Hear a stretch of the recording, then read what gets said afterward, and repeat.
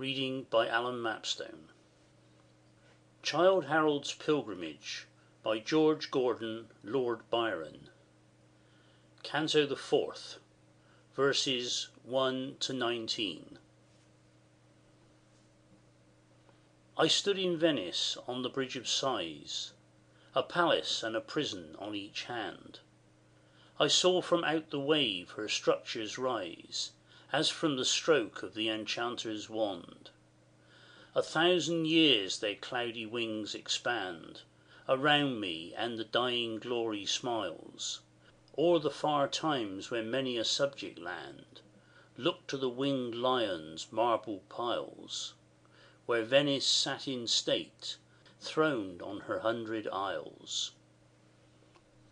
She looks a sea Cybele fresh from ocean, rising with her tiara of proud towers, at airy distance with majestic motion, a ruler of the waters and their powers. And such she was, her daughters had their dowers from spoils of nations, and the exhaustless East poured in her lap all gems in sparkling showers. In purple was she robed, and at her feast monarchs partook, and deemed their dignity increased. First exiles, then replaces what we hate, watering the heart whose early flowers have died, and with fresher growth replenishing the void. Such is the refuge of our youth and age, the first from hope, the last from vacancy. And this worn feeling peoples many a page, and may be that which grows beneath mine eye. Yet there are things whose strong reality outshines our fairyland in shapes and hues, more beautiful than our fantastic sky, and the strange constellation which the Muse o'er her wild universe is skilful to diffuse. I saw or dreamed of such, but let them go. They came like truth, and disappeared like dreams, and whatsoe'er they were are now but so. I could replace them if I would, still teems my mind with many a form which aptly seems such as I sought for, and at moments found. Let these two go, for waking reason deems such overweening fantasies unsound, and other voices speak, and other sights surround. I've taught me other tongues, and in strange eyes have made me not a stranger to the mind, which is itself no changes brings surprise. Nor is it harsh to make, nor hard to find, a country with a or without mankind. Yet was I born where men are proud to be, not without cause, and should I leave behind the inviolate land of the sage and free, and seek me out a home by a remoter sea. Perhaps I loved it well, and should I lay my ashes in a soil which is not mine, my spirit shall resume it, if we may, unbodied choose a sanctuary. I twine my hopes of being remembered in my line with my land's language. If too fond and far these aspirations in their scope incline, if my fame should be, as my fortunes are, of hasty growth and blight, and dull oblivion bar, my name from out the temple where the dead are honoured by the nations let it be, and like the laurels on a loftier head, and be the Spartan's epitaph on me, Sparta hath many a worthier son than he. Meantime I seek no sympathies nor heed, the thorns which I have reaped are of the tree I planted, they have torn me, and I bleed. I should have known what fruit would spring from such a seed. The spouseless Adriatic mourns her lord, and annual marriage now no more renewed. The blue centaur lies rotting unrestored, neglected garment of her widowhood. St. Mark yet sees his lion where he stood, stand but in mockery of his withered power, over the proud place where an emperor sued, and monarchs gazed and envied in the hour, when Venice was a queen with an unequalled dower. The Swabian sued, and now the Austrian reigns. An emperor tramples where an emperor knelt. Kingdoms are shrunk to provinces, and chains clank over sceptred cities. Nations melt from power's high pinnacle when they have felt the sunshine for a while, and downward go, like Lauane loosened from the mountain's belt. Oh, for 1 hour of blind old Dandolo, the octogenarian chief, Byzantium's conquering foe. Before St. Mark still glow his steeds of brass, their gilded collars glittering in the sun. But is not Doria's menace come to pass? Are they not bridled? Venice lost and won, her 1300 years of freedom done, sinks like a seaweed whence she rose. Better be whelmed beneath the waves, and shun, even in destruction's depth, her foreign foes, from whom submission wrings an infamous repose. In youth she was all glory, a new Tyre, her very byword sprung from victory, the planter of the lion, which through fire and blood she bore o'er subject earth and sea, though making many slaves, herself still free, and Europe's bulwark gainst the Ottomite. Witness Troy's revival, Candia, vouch it ye, immortal waves, that saw Lepanto's fight. For ye are names no time nor tyranny can blight. Statues of glass, all shivered, the long file of her dead doges are declined to dust, but where they dwelt, the vast and sumptuous pile bespeaks the pageant of their splendid trust. Their sceptre broken and their sword in rust have yielded to the stranger empty halls, thin streets, and foreign aspects, such as must too oft remind her who and what enthralls, have flung a desolate cloud o'er Venice' lovely walls.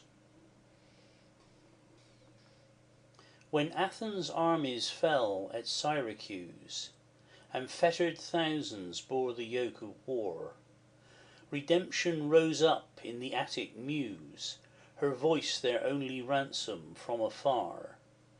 See, as they chant the tragic hymn, the car of the o'ermastered victor stops, the reins fall from his hands, his idle scimitar starts from its belt, he rends his captive's chains, and bids him thank the bard for freedom and his strains. Thus, Venice, if no stronger claim were thine, were all thy proud historic deeds forgot, thy choral memory of the bard divine, thy love of Tasso should have cut the knot which ties thee to thy tyrants, and thy lot is shameful to the nations, most of all Albion to thee. The ocean queen should not abandon ocean's children. In the fall of Venice think of thine, despite thy watery wall.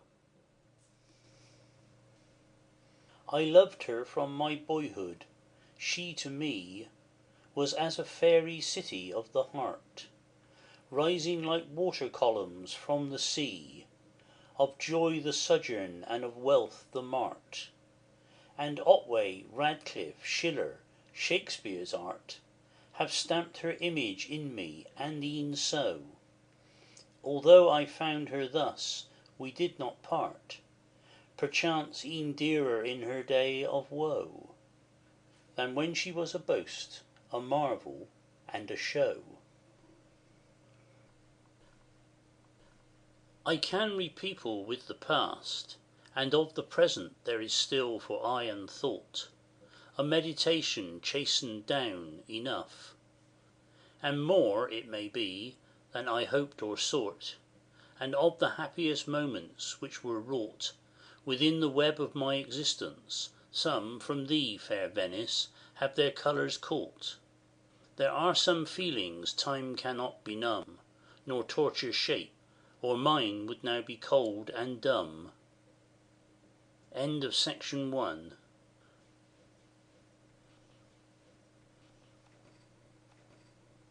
Harold's Pilgrimage by George Gordon, Lord Byron, Canto the 4th, stanzas 20 to 41.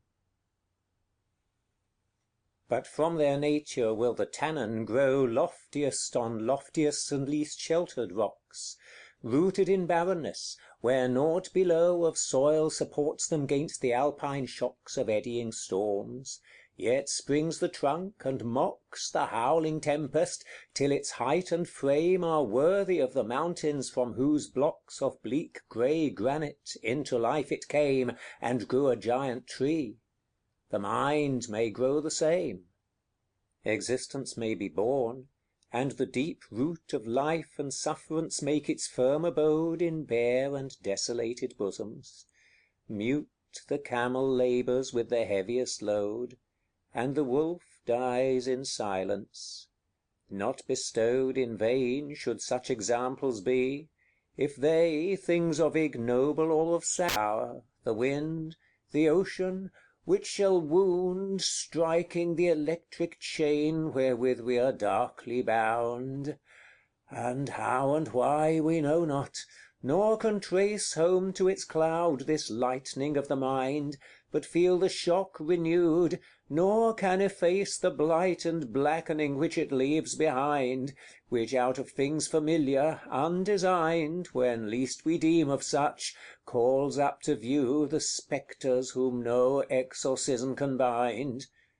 The cold, the changed, perchance the dead, anew, the mourned, the loved, the lost, too many, yet how few!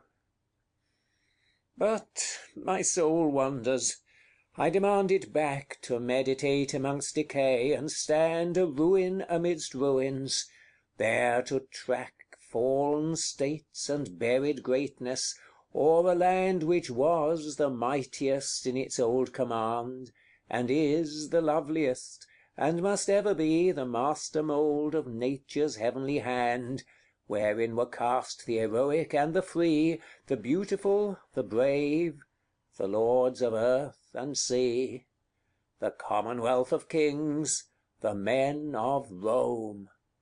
And even since, and now, fair Italy, thou art the garden of the world, the home of all art yields and nature can decree. Even in thy desert, what is like to thee?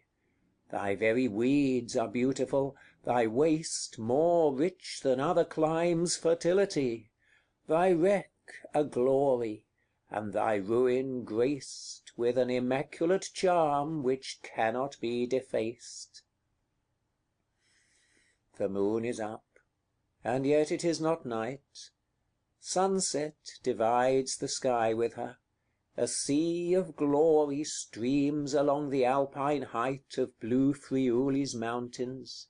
Heaven is free from clouds, but of all colours seems to be, melted to one vast iris of the west, where the day joins the past eternity; while, on the other hand, meek Dian's crest floats through the azure air, an island of the blest.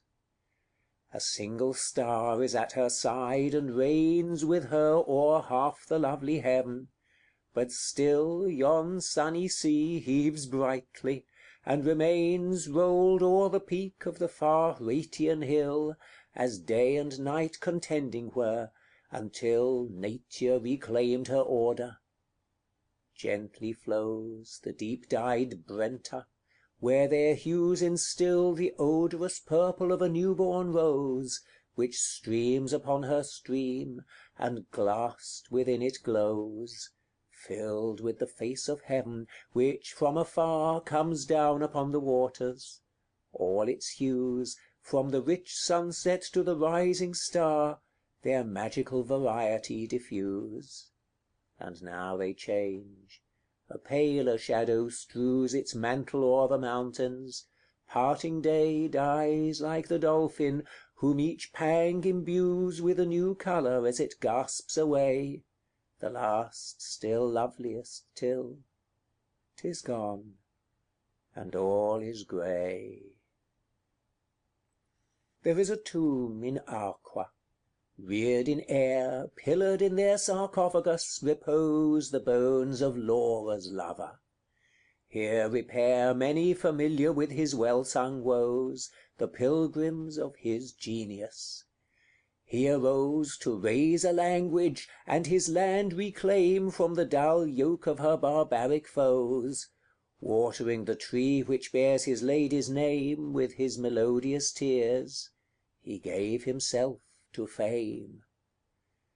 They keep his dust in Arqua, where he died, the mountain village where his latter days went down the vale of years, and 'tis their pride, an honest pride, and let it be their praise, to offer to the passing stranger's gaze his mansion and his sepulchre, both plain and venerably simple, such as raise a feeling more accordant with his strain than if a pyramid formed his monumental fane.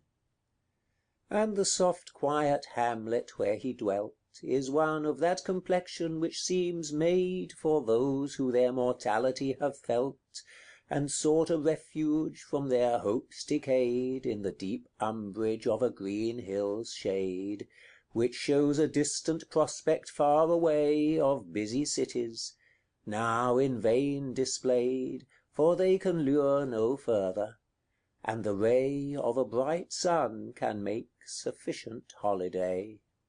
Developing the mountains, leaves and flowers, and shining in the brawling brook, whereby, clear as its current, glide the sauntering hours with a calm languor, which, though to the eye idless it seem, hath its morality. If from society we learn to live, 'tis solitude should teach us how to die. It hath no flatterers, vanity can give no hollow aid, alone man with his God must strive. Or it may be with demons, who impair the strength of better thoughts, and seek their prey in melancholy bosoms, such as were of moody texture from their earliest day, and loved to dwell in darkness and dismay, deeming themselves predestined to a doom which is not of the pangs that pass away, making the sun like blood, the earth a tomb, the tomb a hell, and hell itself a murkier gloom. Ferrara, in thy wide and grass-grown streets, whose symmetry was not for solitude, there seems as 'twere a curse upon the seats of former sovereigns, and the antique brood of Este, which for many an age made good its strength within thy walls, and was of yore patron or tyrant, as the changing mood of petty power impelled, of those who wore the wreath which Dante's brow alone had worn before. And Tasso is their glory and their shame. Hark to his strain, and then survey his cell, and see how dearly earned Torquato's fame, and where Alfonso bade his poet dwell. The miserable despot could not quell the insulted mind he sought to quench, and blend with the surrounding maniacs in the hell where he had plunged it. Glory without end scattered the clouds away, and on that name attend the tears and praises of all time, while thine would rot in its oblivion, in the sink of worthless dust, which from thy boasted line is shaken into nothing. But the link thou formest in his fortunes bids us think of thy poor malice, naming thee with scorn. Alfonso! how thy ducal pageants shrink from thee! If in another station born, scarce fit to be the slave of him thou madest to mourn. Thou, formed to eat and be despised, and die, even as the beasts that perish, save that thou hadst a more splendid trough and wider sty. He, with a glory round his furrowed brow, which emanated then, and dazzles now in face of all his foes, the Cruscan choir, and Boileau, whose rash envy could allow no strain which shamed his country's creaking lyre, that whetstone of the teeth, monotony in wire. Peace to Torquato's injured shade! 'Twas his in life and death to be the mark where wrong aimed with their poisoned arrows, but to miss. O victor unsurpassed in modern song! Each year brings forth its millions, but how long the tide of generations shall roll on, and not the whole combined and countless throng compose a mind like thine? Though all in one condensed their scattered rays, they would not form a sun. Great as thou art, yet paralleled by those thy countrymen, before thee born to shine, the bards of hell and chivalry.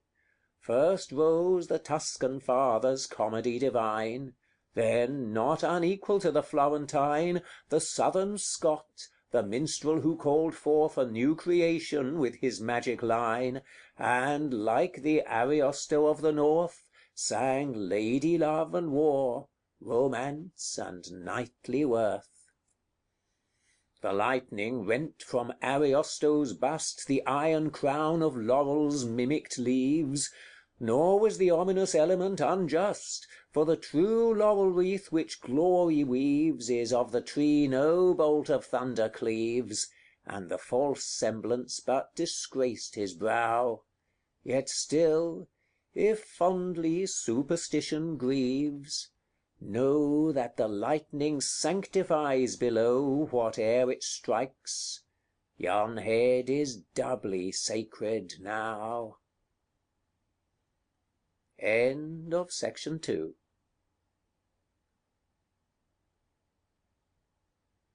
Lord Harold's Pilgrimage by George Gordon, Lord Byron. Canto 4, verses 42 to 59.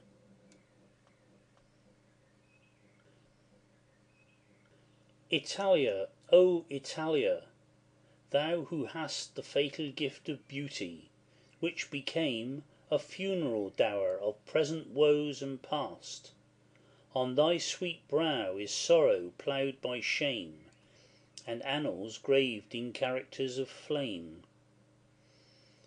O God, that thou wert in thy nakedness less lovely or more powerful, and couldst claim thy right and all the robbers back, who press to shed thy blood, and drink the tears of thy distress. Then mightst thou more appall, or, less desired, be homely and be peaceful, undeplored for thy destructive charms. Then, still untired, would not be seen the armed torrents poured down the deep Alps, nor would the hostile horde of many nations spoilers from the Po quaff blood and water, nor the stranger's sword be thy sad weapon of defence, and so, victor or vanquished, thou the slave of friend or foe.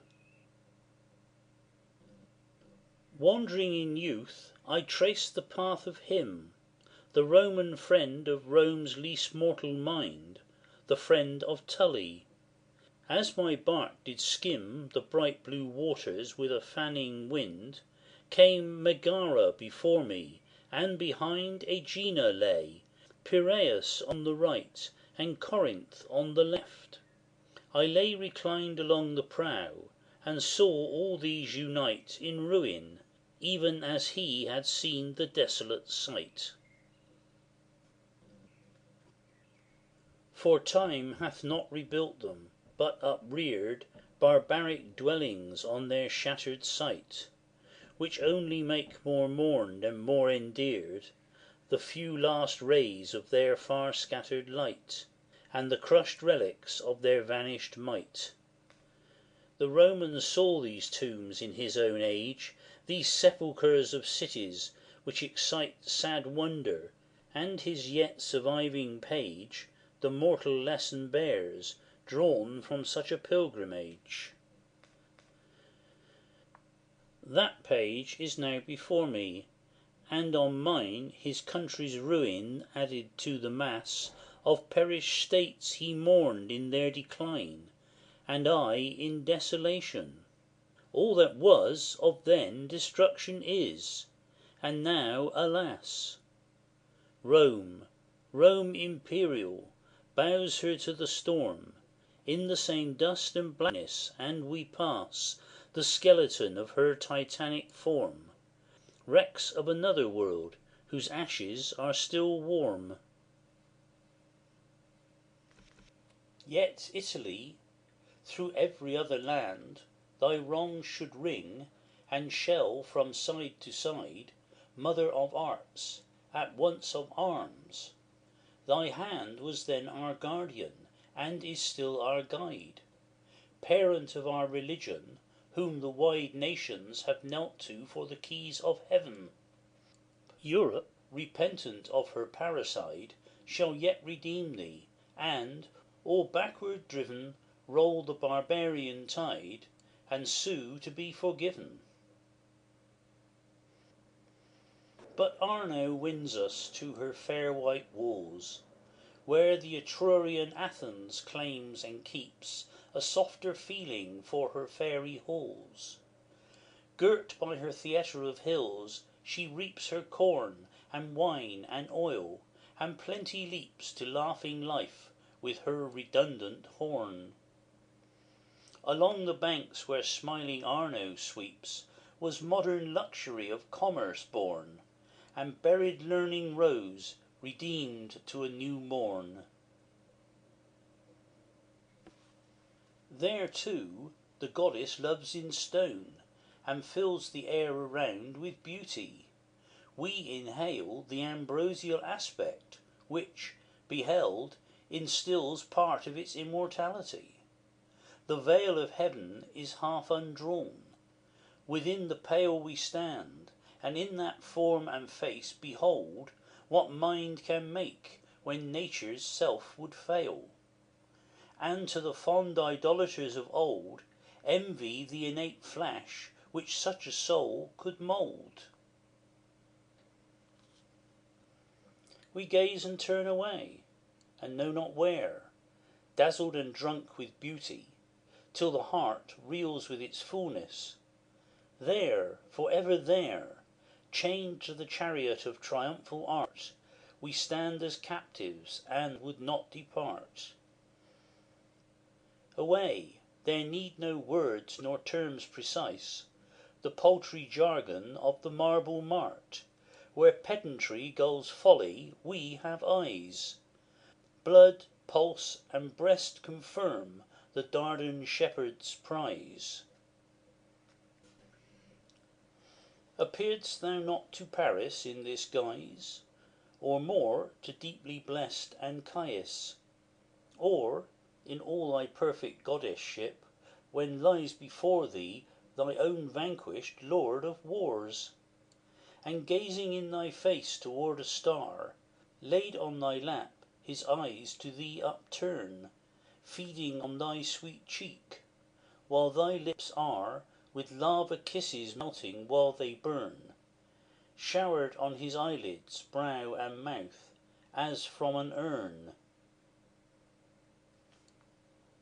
Glowing and circumfused in speechless love, their full divinity inadequate that feeling to express or to improve, the gods become as mortals, and man's fate has moments like their brightest. But the weight of earth recoils upon us. Let it go. We can recall such visions and create, from what has been or might be, things which grow into thy statue's form and look like gods below. I leave to learned fingers and wise hands the artist and his ape to teach and tell how well his connoisseurship understands the graceful bend and the voluptuous swell. Let these describe the undescribable. I would not their vile breath should crisp the stream wherein that image shall for ever dwell, the unruffled mirror of the loveliest dream that ever left the sky on the deep soul of beam. In Santa Croce's holy precinct lie ashes which make it holier, dust which is, even in itself, an immortality. Though there were nothing save the past, and this, the particle of those sublimities which have relapsed to chaos.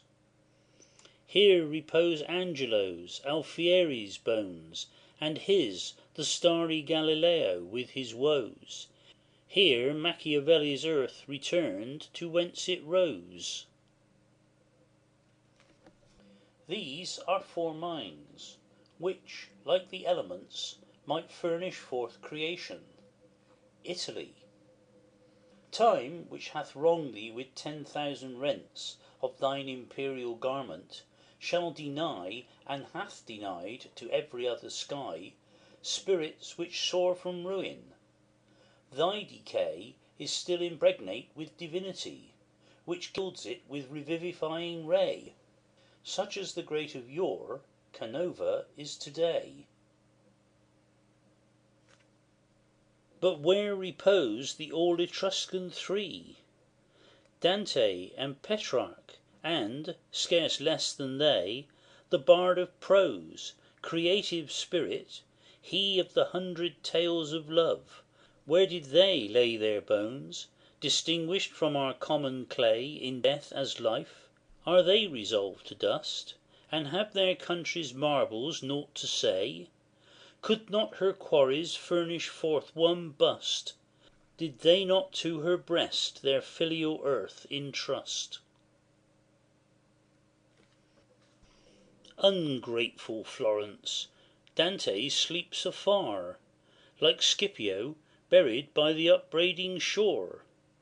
Thy factions, in their worse than civil war, proscribed the bard whose name for ever.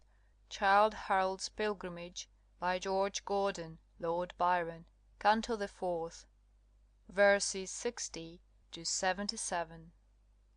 What is her pyramid of precious stones, of porphyry, jasper, agate, and all hues, of gem and marble, to encrust the bones of merchant dukes, the momentary dews, which, sparkling to the twilight stars, infuse freshness in the green turf that wraps the dead, whose names are mausoleums to the Muse, are gently pressed with far more reverent tread than ever paced the slab which paves the princely head. There be more things to greet the heart and eyes in Arna's dome of art's most princely shrine, where sculpture with her rainbow sister vies.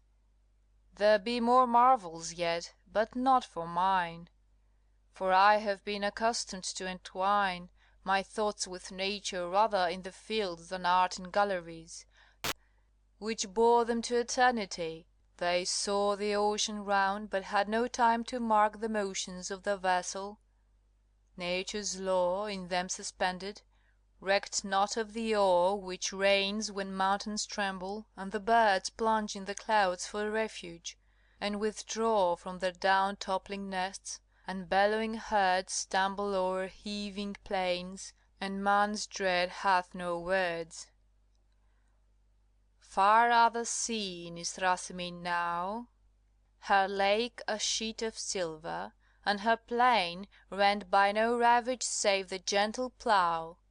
Her aged trees rise thick as once the slain lay where their roots are, but a brook hath ta'en a little reel of scanty stream and bed, a name of blood from that day's sanguine reign. And Sanguinetto tells ye where the dead made the earth wet, and turned the unwilling waters red. But thou, Clytemnus, in thy sweetest wave, of the most living crystal that was e'er the haunt of river nymph, to gaze and lave her limbs where nothing hid them, thou dost rear thy grassy banks whereon the milk-white steer grazes, the purest god of gentle waters, and most serene of aspect, and most clear. Surely that stream was unprofaned by slaughters, a mirror and a bath for beauty's youngest daughters. And on thy happy shore a temple still, of small and delicate proportion keeps, upon a mild acclivity of hill, its memory of thee. Beneath it sweeps thy current's calmness, oft from out it leaps the finny darter with the glittering scales, who dwells and revels in thy glassy deeps, while, chance, some scattered water-lily sails down where the shallower wave still tells its bubbling tales.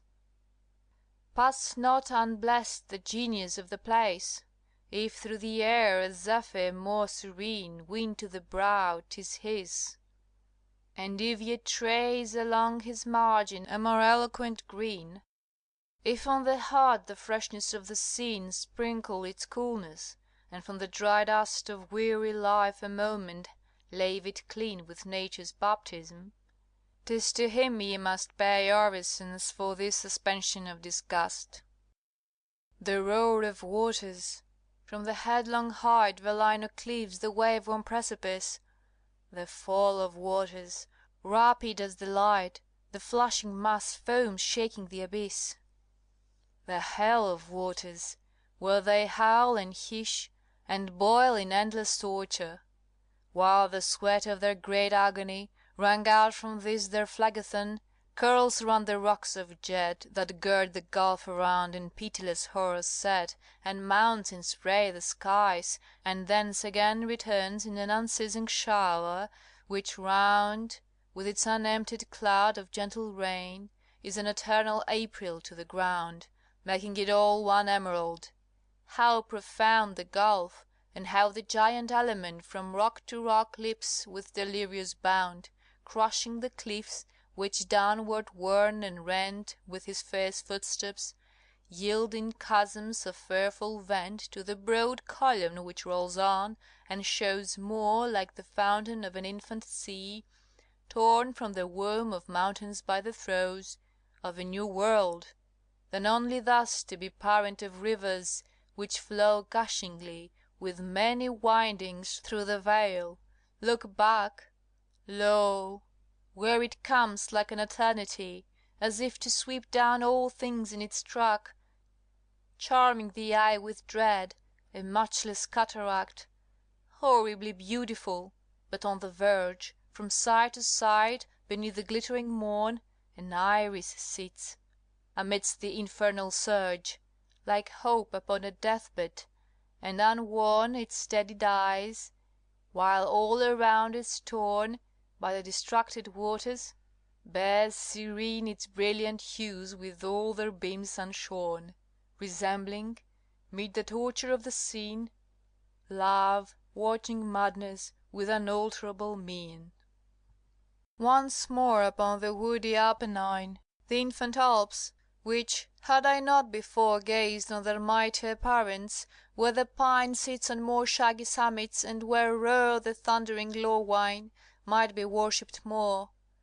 But I have seen the soaring Jungfrau rear her never-trodden snow, and seen the hoar glaciers of bleak Mont Blanc both far and near, and in Chimæra heard the thunder hills of fear, the Acroceraunian mountains of old name, and on Parnassus seen the eagles fly, like spirits of the spot, as 'twere for fame, for still they soared unutterably high. I've looked on Ida with a Trojan eye, Athos, Olympus, Etna, Atlas, made these hills seem things of lesser dignity. All, save the lone Soractis' height displayed, not now in snow, which asks the lyric Roman's aid, for our remembrance, and from out the plain heaves like a long-swept wave about to break, and on the curl hangs pausing. Not in vain may he who will his recollections rake, and quote in classic raptures, and awake the hills with Latian echoes. I abhorred too much, to conquer for the poet's sake, the drilled dull lesson, forced down word by word, in my repugnant youth, with pleasure to record aught that recalls the daily drug which sterned my sickening memory, and, though time hath taught my mind to meditate what then it learned, yet such the fixed inveteracy wrought by the impatience of my early thought, that, with the freshness wearing out before my mind could relish what it might have sought, if free to choose, I cannot now restore its health, but what it then detested, still abhor. Then farewell, Horace, whom I hated so, not for thy faults, but mine. It is a curse to understand, not feel, thy lyric flow, to comprehend, but never love thy verse, although no deeper moralist rehearse our little life, nor bard prescribe his art, nor livelier satirist the conscience pierce, awakening without wounding the touched heart. Yet fare thee well, upon Soracte's ridge we part. Section 5.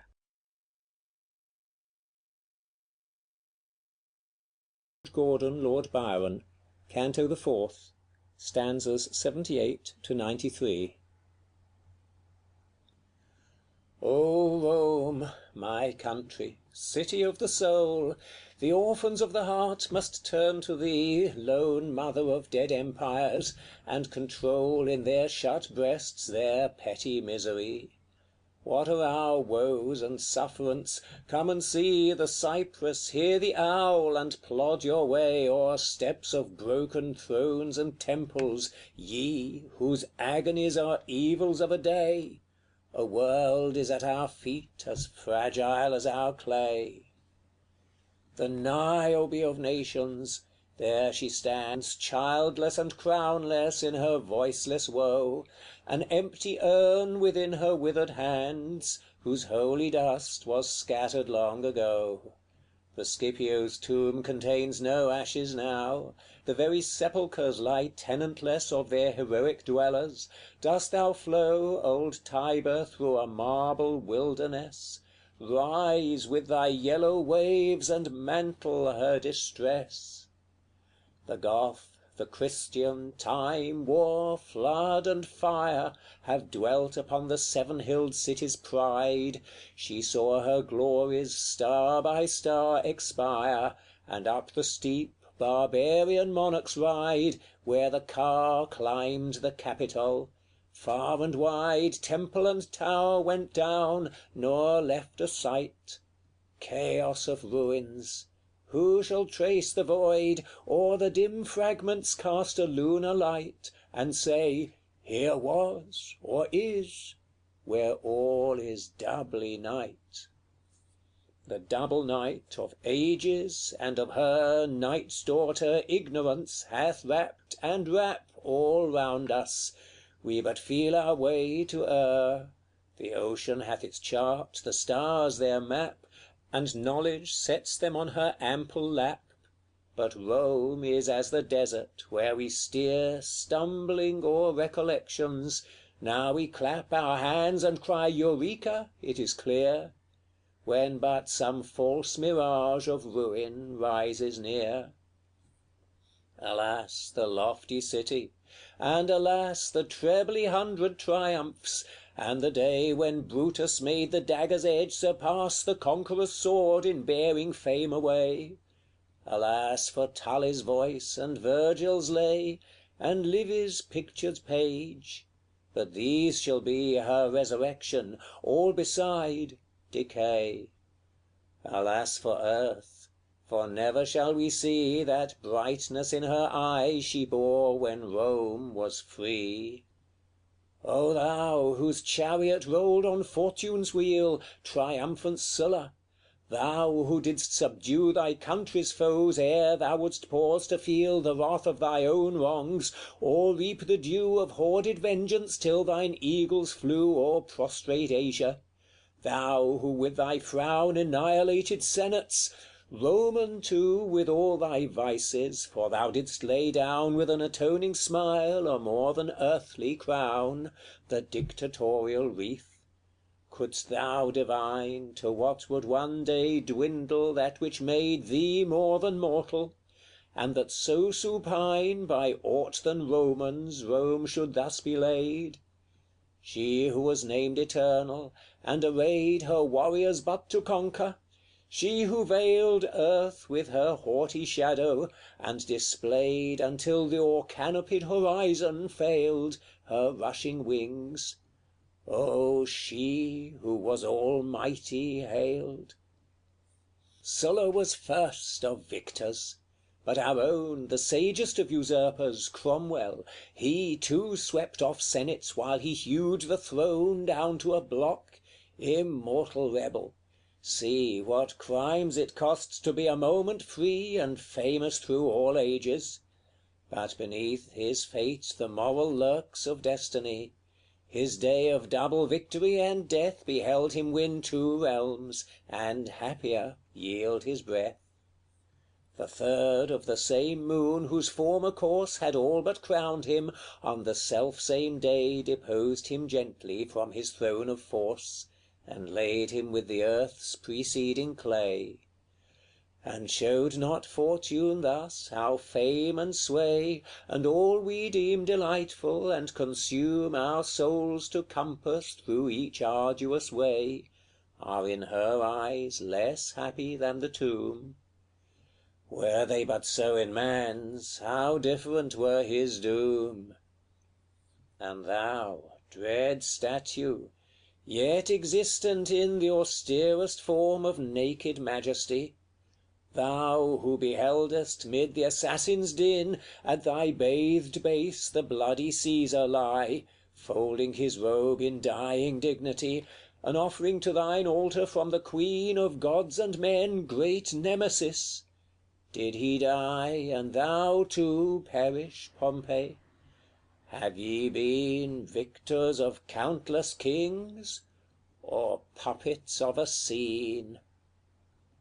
And thou, the thunder-stricken nurse of Rome, she-wolf, whose brazen-imaged dugs impart the milk of conquest yet within the dome, where, as a monument of antique art, thou standest, mother of the mighty heart, which the great founder sucked from thy wild teat, scorched by the Roman Jove's ethereal dart, and thy limbs blacked with lightning, dost thou yet guard thine immortal cubs, nor thy fond charge forget?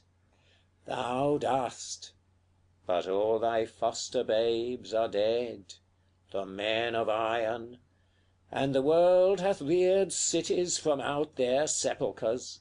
Men bled in imitation of the things they feared, and fought and conquered, and the same course steered, at apish distance. But as yet none have, nor could, the same supremacy have neared. Gordon Lord Byron, Canto the 4th, stanzas 94 to 114.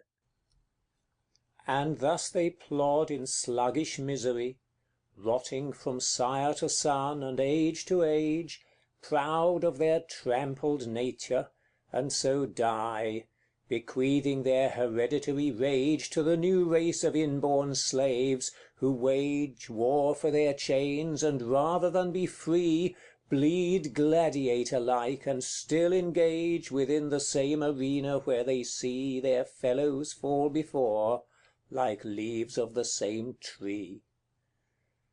I speak not of men's creeds, they rest between man and his Maker, but of things allowed, averred, and known, and daily, hourly seen, the yoke that is upon us doubly bowed, and the intent of tyranny avowed, the edict of earth's rulers, who are grown the apes of him who humbled once the proud, and shook them from their slumbers on the throne.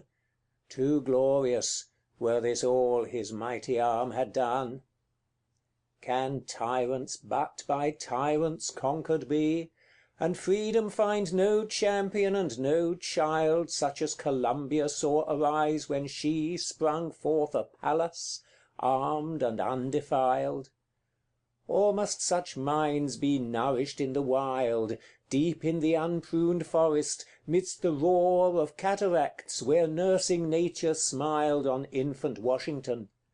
Has earth no more such seeds within her breast, or Europe no such shore?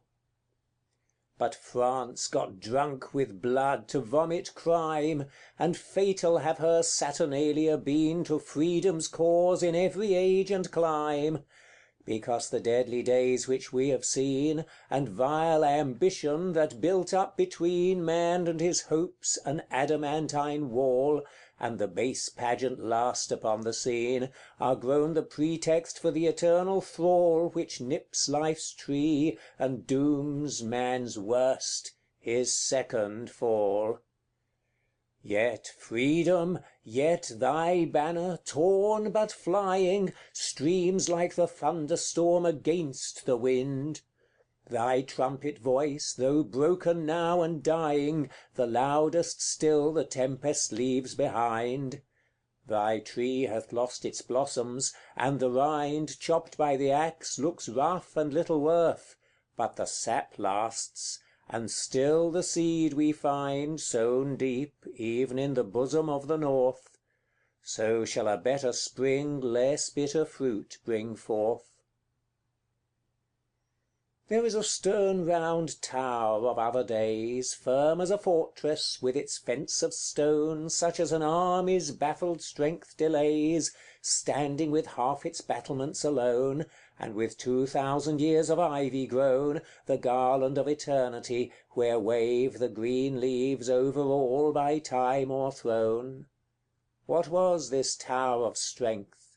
Within its cave what treasure lay so locked, so hid? A woman's grave. But who was she, the lady of the dead, tombed in a palace? Was she chaste and fair, worthy a king's, or more, a Roman's bed? What race of chiefs and heroes did she bear? What daughter of her beauties was the heir? How lived, how loved, how died she? Was she not so honoured, and conspicuously there where meaner relics must not dare to rot, placed to commemorate a more than mortal lot? Was she as those who love their lords, or they who love the lords of others? Such have been, even in the olden time, Rome's annals say. Was she a matron of Cornelia's mien, or the light air of Egypt's graceful queen, profuse of joy? Or gainst it did she war, inveterate in virtue? Did she lean to the soft side of the heart, or wisely bar love from amongst her griefs? For such the affections are. Perchance she died in youth, it may be, bowed with woes far heavier than the ponderous tomb that weighed upon her gentle dust.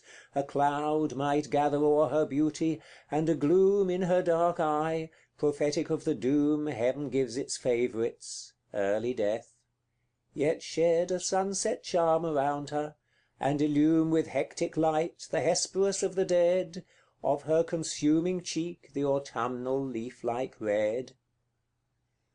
Perchance she died in age, surviving all, charms, kindred, children, with the silver grey on her long tresses, which might yet recall, it may be, still a something of the day when they were braided, and her proud array and lovely form were envied, praised, and eyed by Rome. But whither would conjecture stray? Thus much alone we know: Metella died, the wealthiest Roman's wife. Behold his love or pride. I know not why, but standing thus by thee, it seems as if I had thine inmate known, thou tomb, and other days come back on me with recollected music, though the tone is changed and solemn, like the cloudy groan of dying thunder on the distant wind.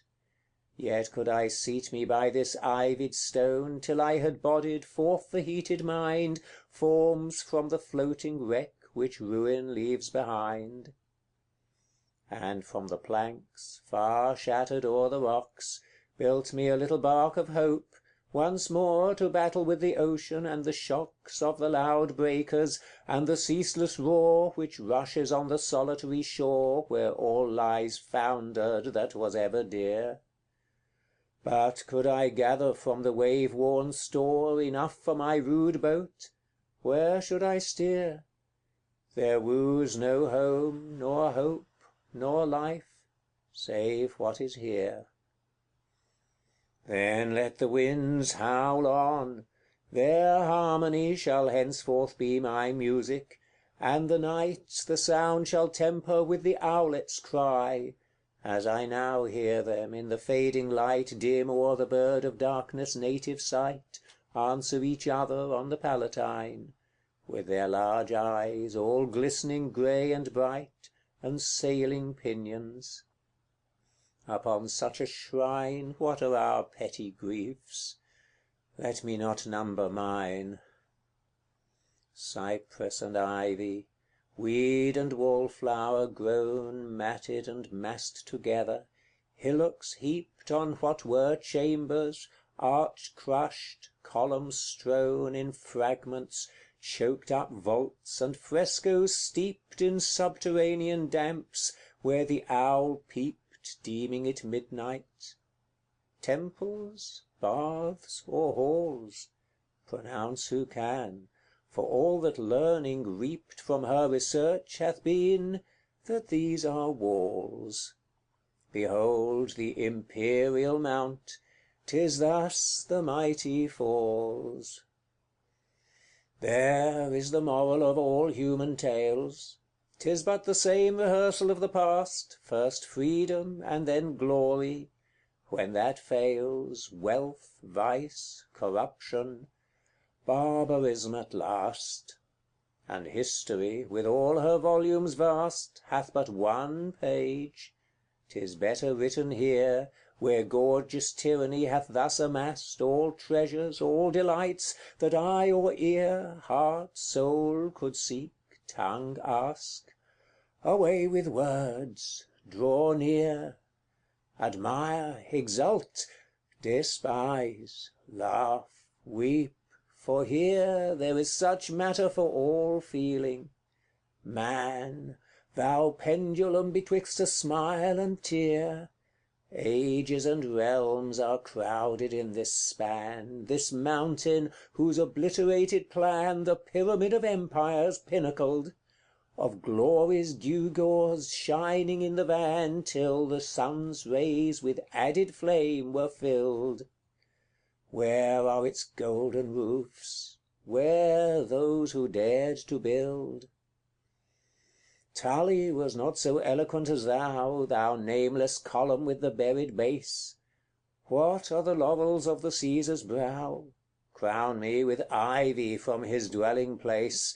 Whose arch or pillar meets me in the face, Titus or Trajan's? No, 'tis that of Time.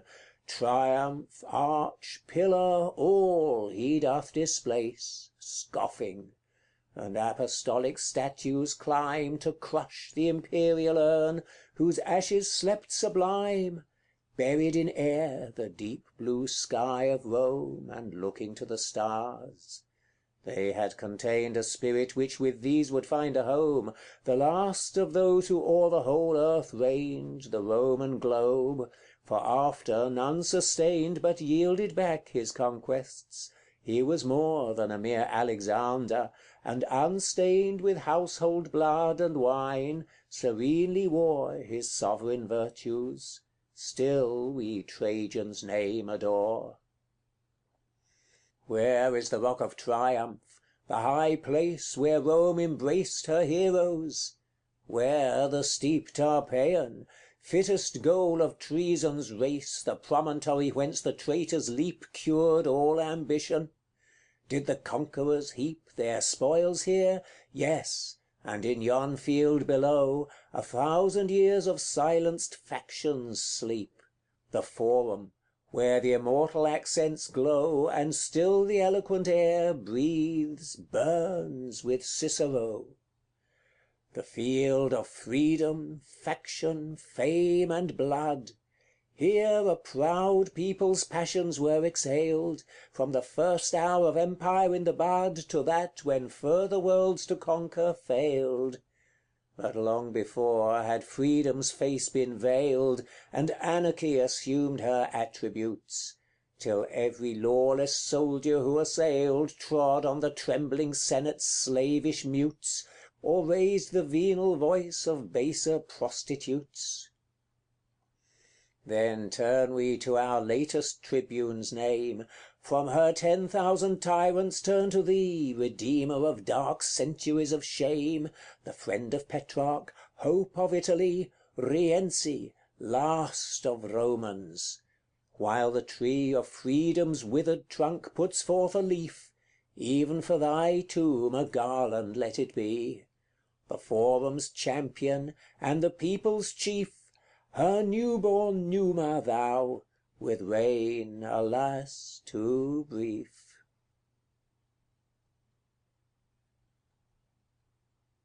End of section 6.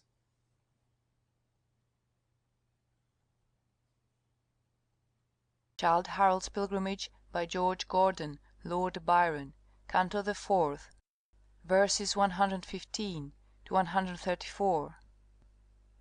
Egeria, sweet creation of some heart which found no mortal resting place so fair as thine ideal breast, whate'er thou art or wert, a young Aurora of the air, the nympholepsy of some fond despair. Or it might be a beauty of the earth, who found a more than common votary there, too much adoring, whatsoe'er thy birth, thou wert a beautiful thought, and softly budded forth. The mosses of thy fountain still are sprinkled with thine Elysian water drops, the face of thy cave guarded spring, with years unwrinkled, reflects the meek-eyed genius of the place, whose green wild margin now no more arrays art's works, nor must the delicate waters slip, prisoned in marble, bubbling from the base of the cleft statue, with a gentle lip the rim runs o'er, and round fern flowers and ivy creep, fantastically tangled. The green hills are clothed with early blossoms, through the grass the quick-eyed lizard rustles, and the bills of summer birds sing welcome as ye pass. Flowers fresh in hue and many in their class implore the pausing step, and with their dyes dance in the soft breeze in a fairy mass. The sweetness of the violet's deep blue eyes, kissed by the breath of heaven, seems coloured by its skies. Here didst thou dwell in this enchanted cover, Egeria, thy all heavenly bosom beating for the far footsteps of thy mortal lover. The purple midnight veiled that mystic meeting with her most starry canopy, and seating thyself by thine adorer. What befell? This cave was surely shaped out for the greeting of an enamoured goddess, and the cell haunted by holy love, the earliest oracle. And didst thou not thy breast to his replying blend a celestial with a human heart? And love, which dies as it was born in sighing, share with immortal transports, could thine art make them indeed immortal, and impart the purity of heaven to earthly joys, expel the venom and not blunt the dart, the dull satiety which all destroys, and root from out the soul the deadly weed which cloys? Alas, our young affections run to waste, or water but the desert, whence arise but weeds of dark luxuriance, tares of haste. Rank at the core, though tempting to the eyes, flowers whose wild odours breathe but agonies, and trees whose gums are poison, such the plants which spring beneath her steps as passion flies o'er the world's wilderness and vainly pants for some celestial fruit forbidden to our wants. O Love, no habitant of earth thou art, an unseen seraph, we believe in thee, a faith whose martyrs are the broken heart, but never yet hath seen, nor ever shall see, the naked eye thy form as it should be. The mind hath made thee, as it peopled heaven, even with its own desiring phantasy, into a thought such shape and image given, as haunts the unquenched soul parched, wearied, wrung, and riven. Of its own beauty is the mind diseased, and fevers into false creation. Where are the forms the sculptor's soul hath seized? In him alone. Can nature show so fair? Where are the charms and virtues which we dare conceive in boyhood and pursue as men? The unreached paradise of our despair, which o'er-informs the pencil and the pen, and overpowers the page where it would bloom again. Who loves, raves; 'tis youth's frenzy, but the cure is bitterer still, as charm by charm unwinds, which robed our idols, and we see too sure. Nor worth nor beauty dwells from out the mind's ideal shape of such, yet still it binds the fatal spell, and still it draws us on, reaping the whirlwind from the oft-sown winds. The stubborn heart, its alchemy begun, seems ever near the prize wealthiest when most undone. We wither from our youth, we gasp away, seek, unfound the boon, unslaked the thirst. Thou to the last, in verge of our decay, some phantom lures, such as we sought at first. But, all too late, so are we doubly curst. Love, fame, ambition, avarice, 'tis the same, each idle, and all ill, and none the worst. For all are meteors with a different name, and death the sable smoke where vanishes the flame. Few, none, find what they love or could have loved, though accident, blind contact, and the strong necessity of loving have removed antipathies. But to recur ere long, envenomed with irrevocable wrong, and circumstance that unspiritual God and miscreator makes and helps along our coming evils with a crutch-like rod, whose touch turns hope to dust, the dust we all have trod. Our life is a false nature, 'tis not in the harmony of things, this hard decree, this uneradicable taint of sin, this boundless upas, this all-blasting tree, whose root is earth, whose leaves and branches be the skies which rain their plagues on men like dew. Disease, death, bondage, all the woes we see, and worse, the woes we see not, which throb through the immedicable soul with heartaches ever new. Yet let us ponder boldly, 'tis a base abandonment of reason to resign our right of thought, our last and only place of refuge. This at least shall still be mine, though from our birth the faculty divine is chained and tortured, cabined, cribbed, confined, and bred in darkness, lest the truth should shine too brightly on the unprepared mind. The beam pours in, for time and skill will couch the blind. Arches on arches, as it were that Rome, collecting the chief trophies of her line, would build up all her triumphs in one dome. Her Coliseum stands, the moonbeams shine, as 'twere its natural torches, for divine should be the light which streams here, to illume this long explored, but still exhaustless mine of contemplation, in the azure gloom of an Italian night, where the deep skies assume hues which have words, and speak to ye of heaven, floats o'er this vast and wondrous monument, and shadows forth its glory. There is given unto the things of earth, which time hath bent, a spirit's feeling, and where he hath lent his hand, but broke his scythe, there is a power and magic in the ruined battlement, for which the palace of the present hour must yield its pomp, and wait till ages are its dower.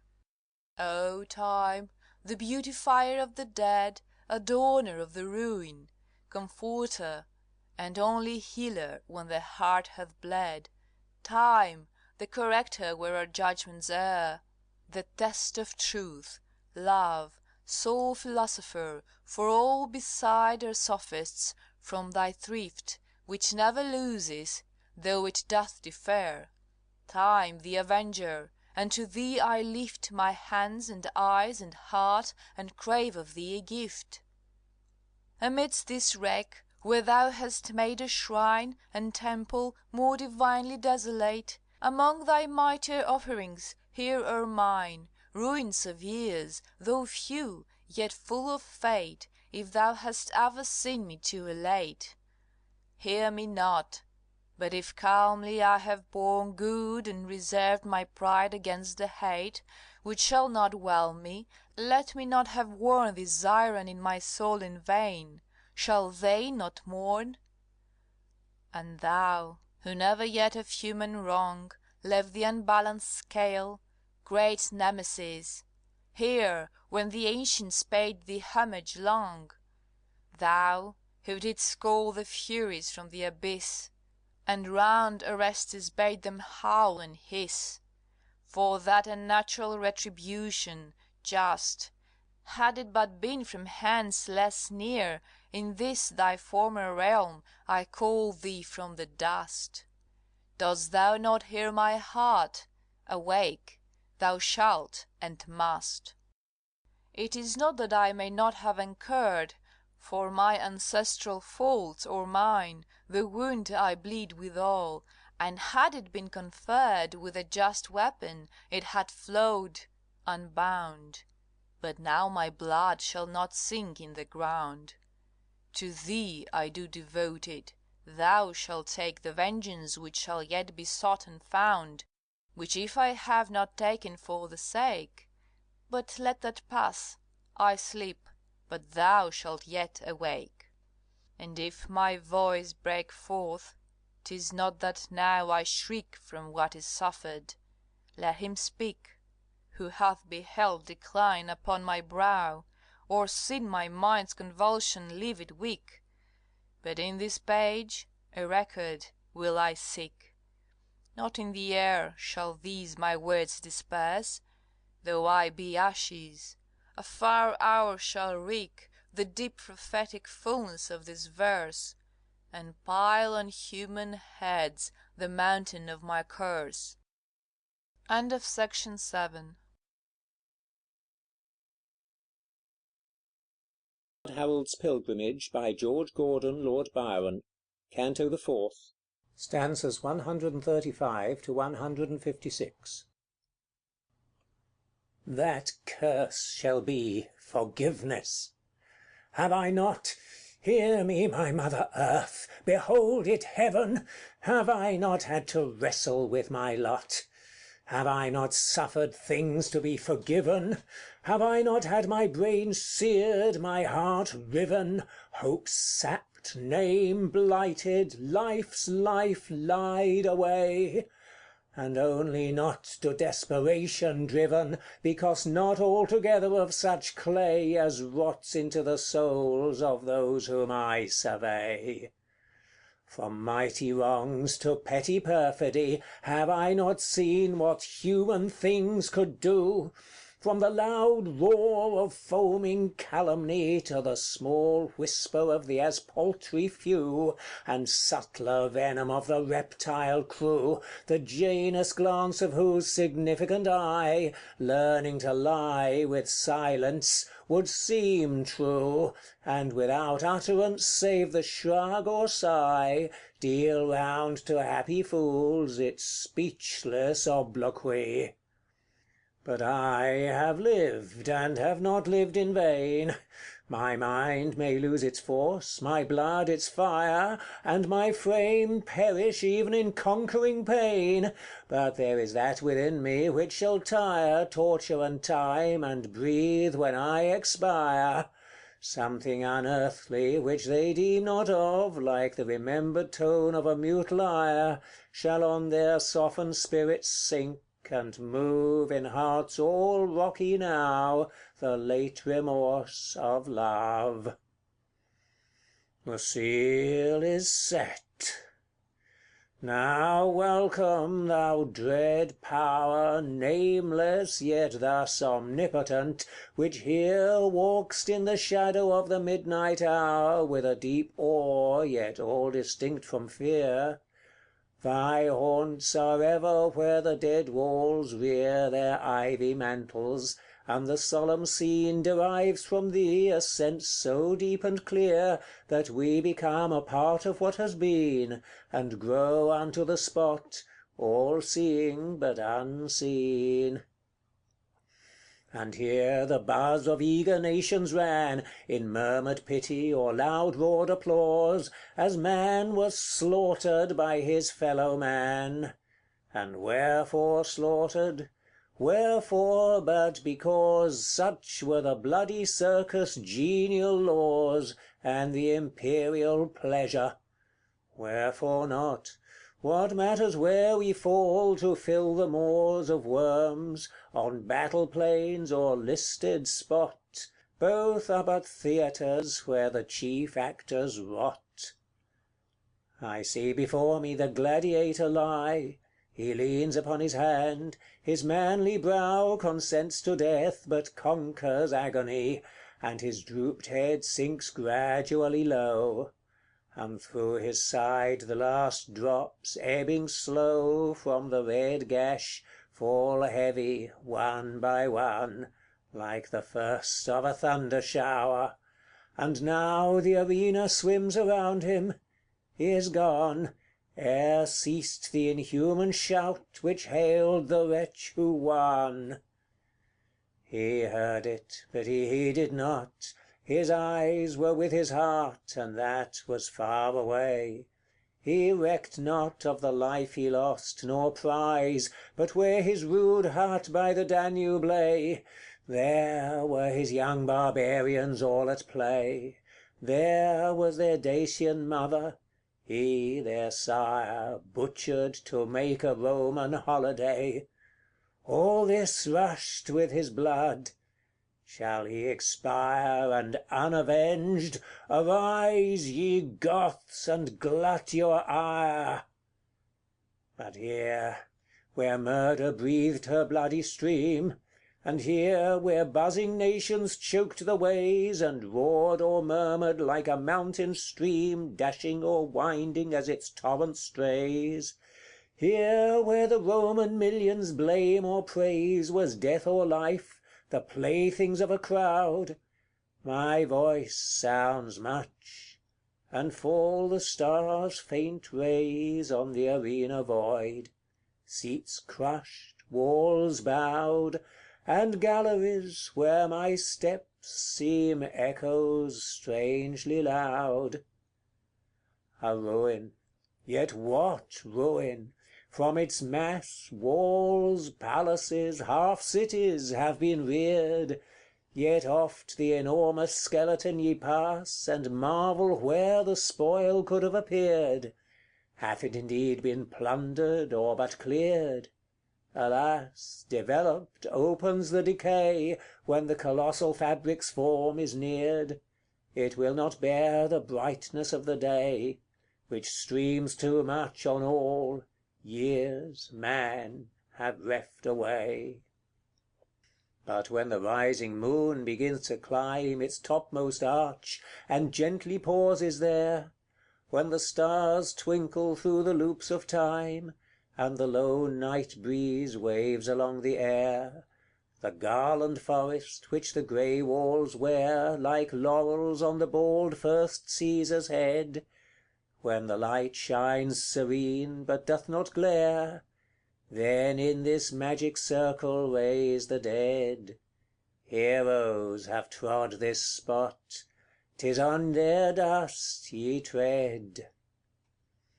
While stands the Colosseum, Rome shall stand.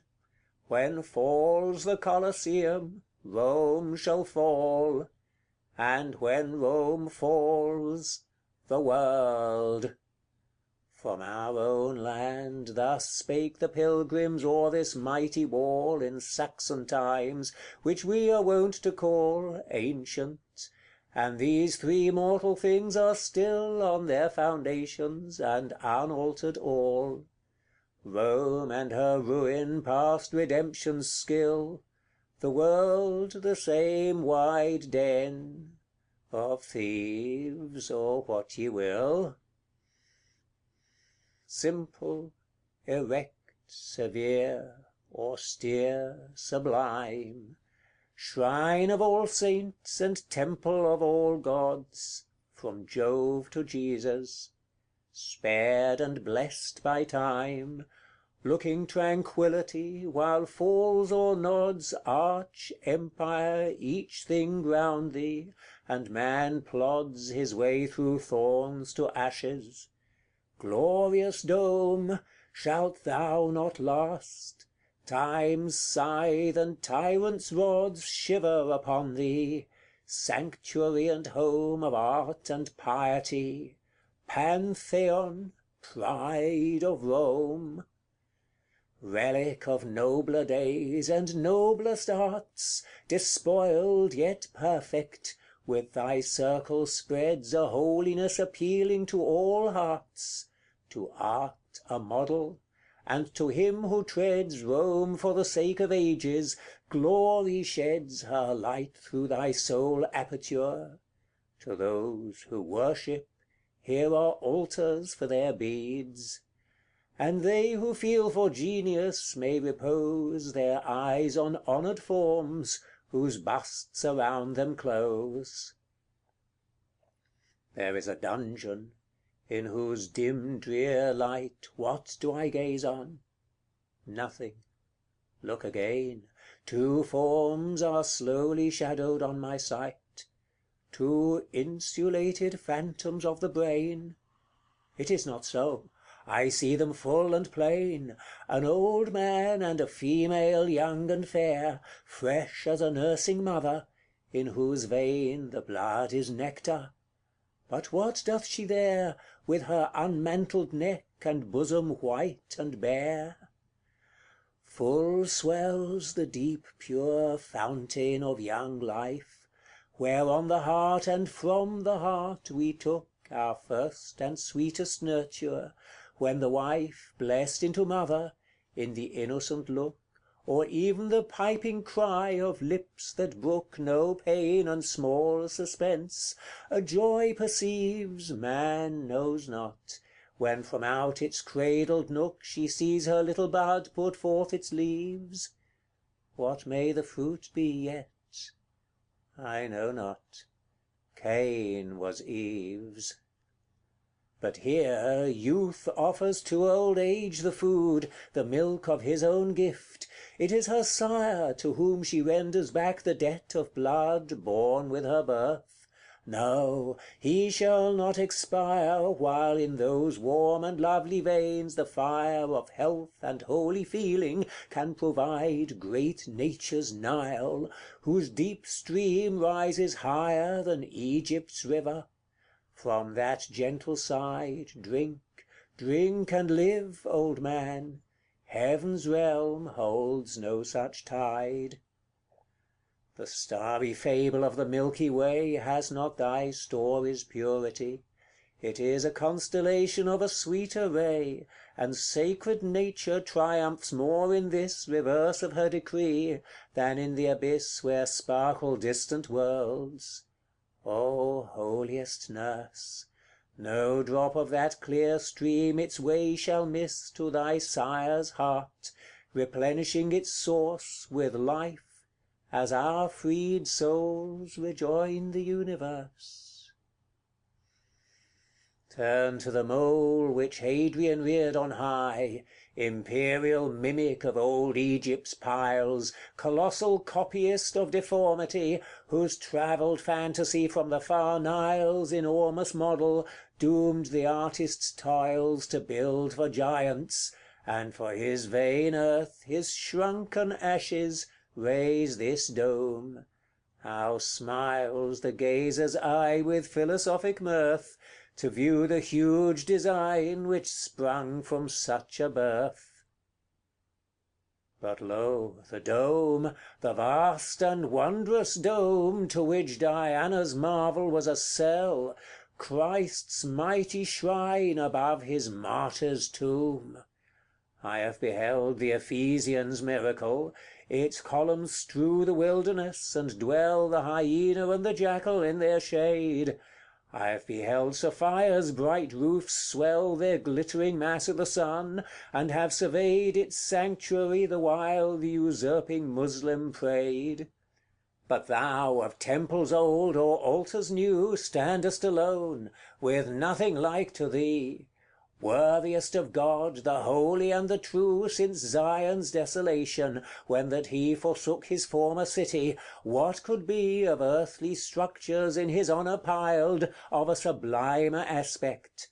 Majesty, power, glory, strength, and beauty, all are isled in this eternal ark of worship undefiled. Enter. Its grandeur overwhelms thee not. And why? It is not lessened, but thy mind, expanded by the genius of the spot, has grown colossal, and can only find a fit abode wherein appear enshrined thy hopes of immortality.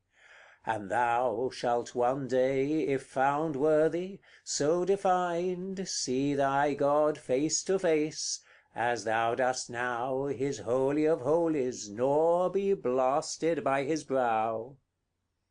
Thou movest, but increasing with the advance, like climbing some great Alp which still doth rise, deceived by its gigantic elegance; vastness which grows, but grows to harmonize, all musical in its immensities; rich marbles, richer painting, shrines where flame the lamps of gold, and haughty dome which vies in air with earth's chief structures, though their frame sits on the firm set ground, and this the clouds must claim.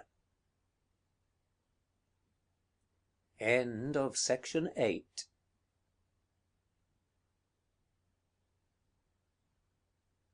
Harold's Pilgrimage by George Gordon Lord Byron, Canto the Fourth, stanzas 157 to 174. Thou seest not all, but piecemeal thou must break to separate contemplation the great whole.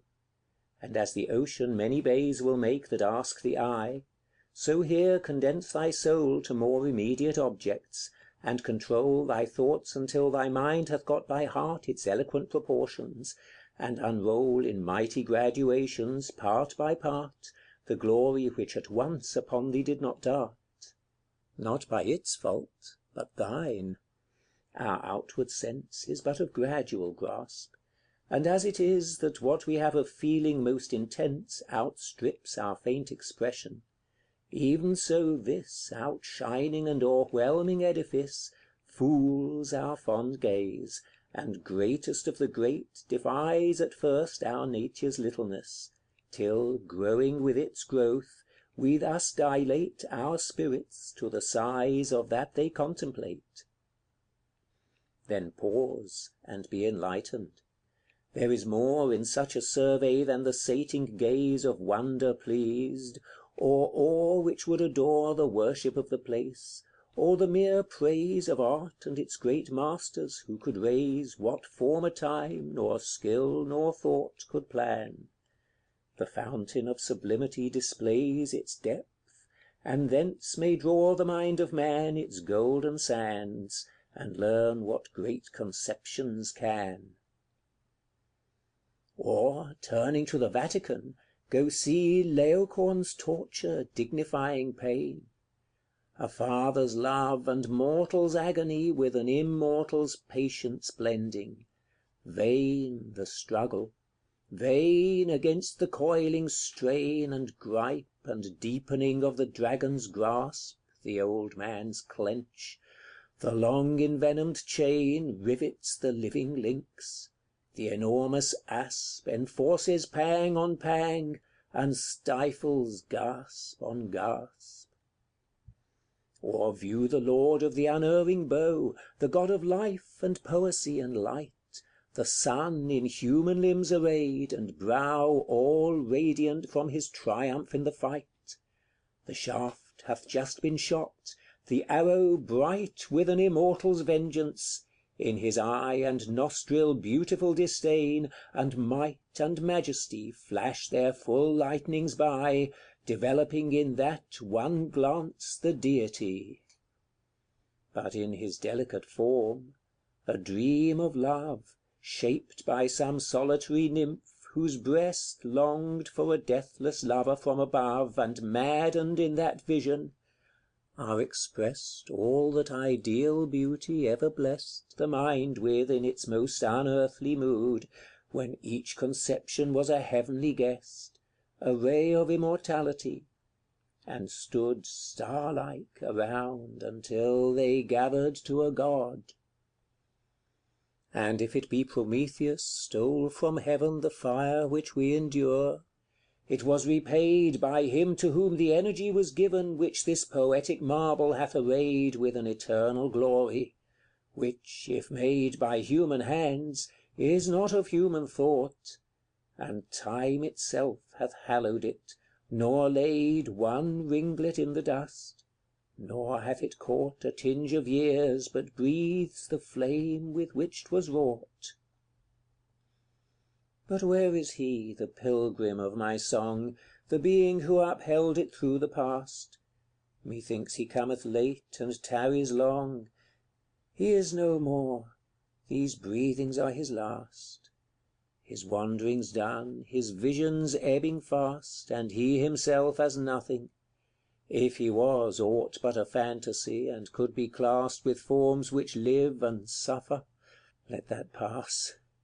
His shadow fades away into destruction's mass, which gathers shadow, substance, life, and all that we inherit in its mortal shroud, and spreads the dim and universal pall through which all things grow phantoms, and the cloud between us sinks and all which ever glowed, till glory's self is twilight, and displays a melancholy halo scarce allowed to hover on the verge of darkness, rays sadder than saddest night, for they distract the gaze, and send us prying into the abyss, to gather what we shall be when the frame shall be resolved to something less than this its wretched essence, and to dream of fame, and wipe the dust off from the idle name we never more shall hear.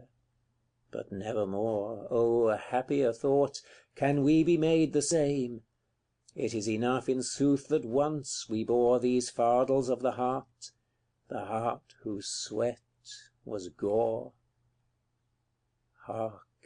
forth from the abyss a voice proceeds, a long low distant murmur of dread sound, such as arises when a nation bleeds with some deep and immedicable wound. Through storm and darkness yawns the rending ground, the gulf is thick with phantoms, but the chief seems royal still, though with her head discrowned, and pale but lovely with maternal grief she clasps a babe to whom her breast yields no relief. Scion of chiefs and monarchs, where art thou? Fond hope of many nations, art thou dead? Could not the grave forget thee, and lay low some less majestic, less beloved head? In the sad midnight, while thy heart still bled, the mother of a moment, or thy boy, death hushed that pang forever. With thee fled the present happiness and promised joy, which filled the imperial isles so full it seemed to cloy. Peasants, bring forth in safety. Can it be, O thou that wert so happy, so adored? Those who weep not for kings shall weep for thee, and freedom's heart, grown heavy, cease to hoard her many griefs for one. For she had poured her orisons for thee, and o'er thy head beheld her iris. Thou too, lonely lord, and desolate consort, vainly wert thou wed, the husband of a year, the father of the dead. Of sackcloth was thy wedding garment made, thy bridal's fruit is ashes, in the dust the fair-haired daughter of the isles is laid, the love of millions. How we did entrust futurity to her! And though it must darken above our bones, yet fondly deemed our children should obey her child, and blessed her and her hoped-for seed, whose promise seemed like stars to shepherds' eyes. 'Twas but a meteor beamed. Woe unto us, not her, for she sleeps well. The fickle reek of popular breath, the tongue of hollow counsel, the false oracle, which from the birth of monarchy hath rung its knell in princely ears, till the o'erstung nations have armed in madness, the strange fate which tumbles mightiest sovereigns, and hath flung against their blind omnipotence a weight within the opposing scale, which crushes soon or late. These might have been her destiny, but no, our hearts deny it, and so young, so fair, good without effort, great without a foe, but now a bride and mother, and now there. How many ties did that stern moment tear? From thy sire's to his humblest subject's breast is linked the electric chain of that despair, whose shock was as an earthquake's, and oppressed the land which loved thee so that none could love thee best. Lo, Nemi, navelled in the woody hills so far, that the uprooting wind which tears the oak from his foundation, and which spills the ocean o'er its boundary, and bears its form against the skies, reluctant spares the oval mirror of thy glassy lake, and calm as cherished hate, its surface wears a deep cold settled aspect naught can shake, all coiled into itself and round, as sleeps the snake. And near, Albano's scarce divided waves shine from a sister valley, and afar the Tiber winds, and the broad ocean laves the Latian coast where sprung the epic war, arms and the man, whose reascending star rose o'er an empire. But beneath thy right Tully reposed from Rome. And where yon bar of girdling mountains intercepts the sight, the Sabine farm was tilled, the weary bard's delight. End of section 9.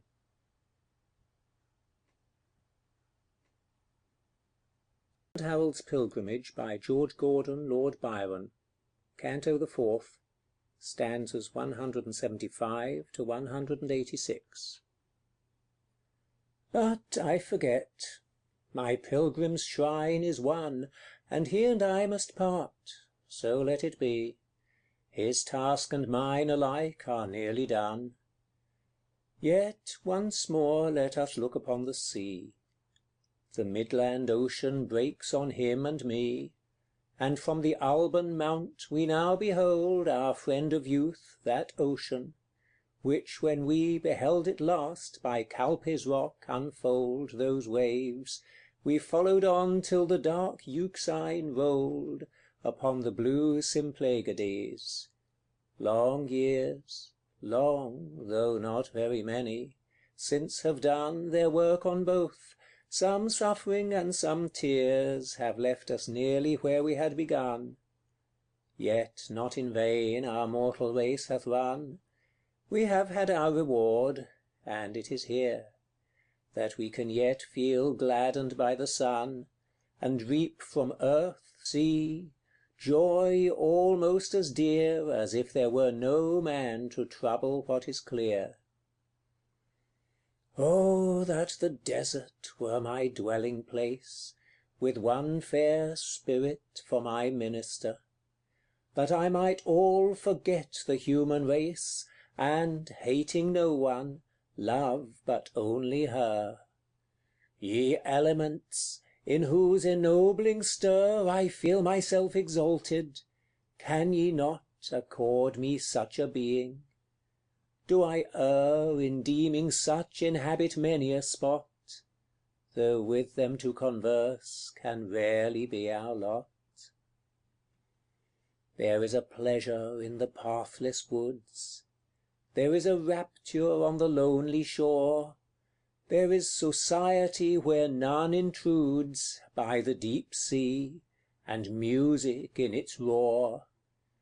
I love not man the less, but nature more, from these our interviews, in which I steal from all I may be, or have been before, to mingle with the universe, and feel what I can ne'er express, yet cannot all conceal. Roll on, thou deep and dark blue ocean, roll. 10,000 fleets sweep over thee in vain. Man marks the earth with ruin, his control stops with the shore. Upon the watery plain the wrecks are all thy deed, nor doth remain a shadow of man's ravage, save his own, when for a moment, like a drop of rain, he sinks into thy depths with bubbling groan, without a grave, unknelled, uncoffined, and unknown. His steps are not upon thy paths, thy fields are not a spoil for him, thou dost arise and shake him from thee, the vile strength he wields for earth's destruction thou dost all despise, spurning him from thy bosom to the skies, and send'st him shivering in thy playful spray, and howling, to his gods, where haply lies his petty hope in some near port or bay, and dashest him again to earth. There let him lay. The armaments which thunderstrike the walls of rock-built cities, bidding nations quake, and monarchs tremble in their capitals, the oak leviathans, whose huge ribs make their clay creator the vain title take of Lord of thee, and Arbiter of war. These are thy toys, and, as the snowy flake, they melt into thy yeast of waves, which mar alike the Armada's pride, or spoils of Trafalgar. Thy shores are empires changed in all save thee. Assyria, Greece, Rome, Carthage, what are they? Thy waters washed them power while they were free, and many a tyrant since. Their shores obey the stranger, slave, or savage. Their decay has dried up realms to deserts. Not so thou, unchangeable save to thy wild waves' play.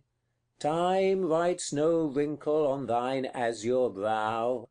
Such as creation's dawn beheld, thou rollest now. Thou glorious mirror, where the Almighty's form glasses itself in tempests, in all time, calm or convulsed, in breeze or gale or storm, icing the pole, or in the torrid clime dark heaving, boundless, endless, and sublime, the image of eternity, the throne of the invisible, Even from out thy slime the monsters of the deep are made, each zone obeys thee, thou goest forth, dread, fathomless, alone. And I have loved thee, Ocean, and my joy of youthful sports was on thy breast to be borne like thy bubbles, onward.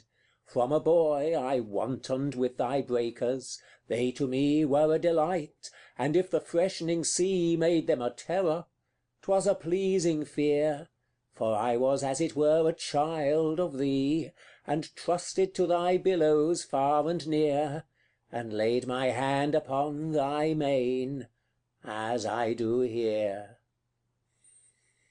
My task is done, my song hath ceased, my theme has died into an echo.